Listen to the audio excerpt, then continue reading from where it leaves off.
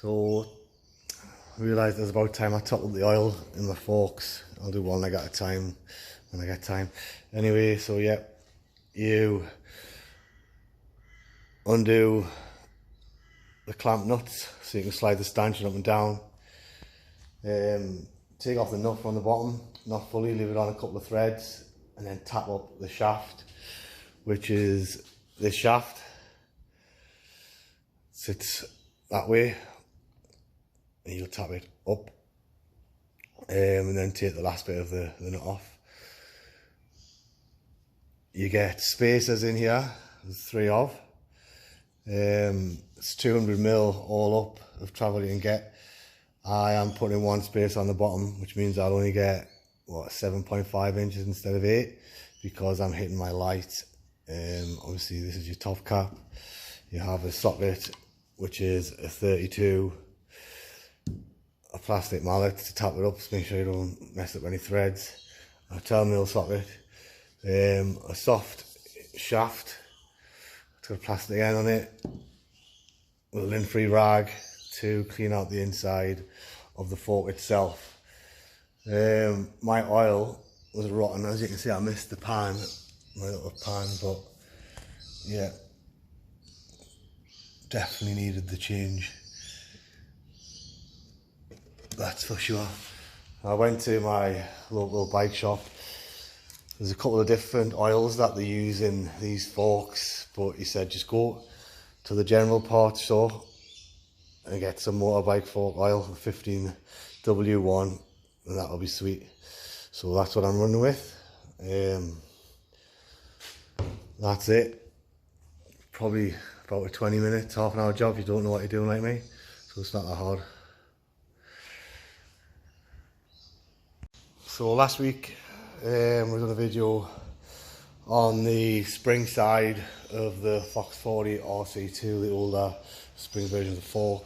This time I decided to strip out the right hand side,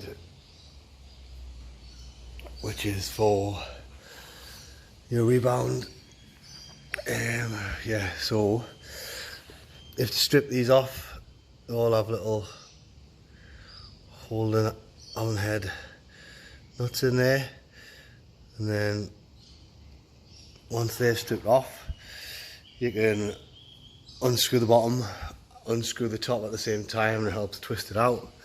And then I've never looked to see what's inside, so we'll find out right now.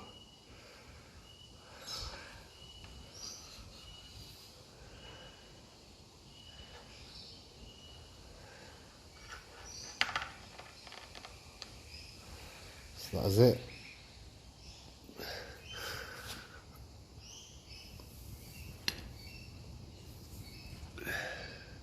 Now I'm not stripping this down to service it, I'm just cleaning it and putting fresh oil in, slightly thicker than recommended, to stiffen up the shock slightly.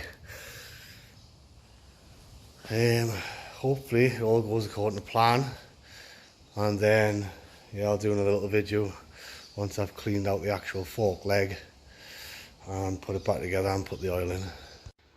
So on the Rebound side of the cylinder for the Fox 40, all went together as I suspected. You don't have to remove the fork, but you do loosen off this top clamp here just so it makes it easier for removing the top nut there. All the bottom came out, tapped it up, pulled it out no problem, slotted it back down into place after I blew the leg out to clear out all the oil. Screwed it back down. It helps if you twist the top to also twist it at the bottom.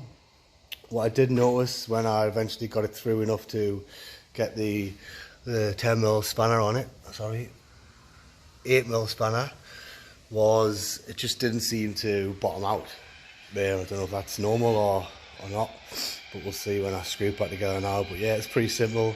You don't need to strip the forks off to remove the cylinders and the springs and change the oil in these forks. You can just do them while they're on the bike.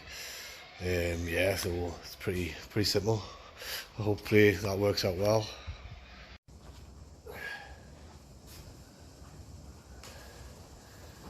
So that is 4 mile 15 weight in the Fox 40s, 50mm left and right leg.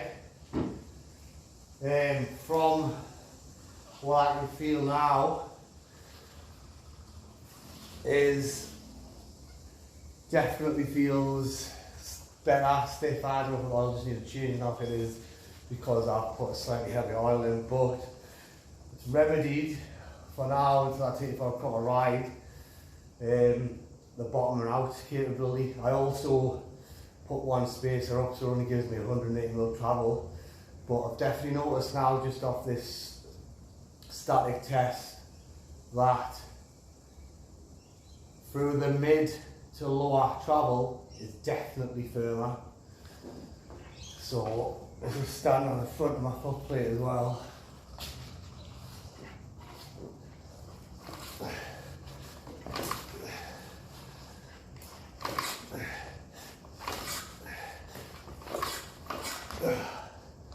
So time to take it for a blast and see if it's actually made a difference.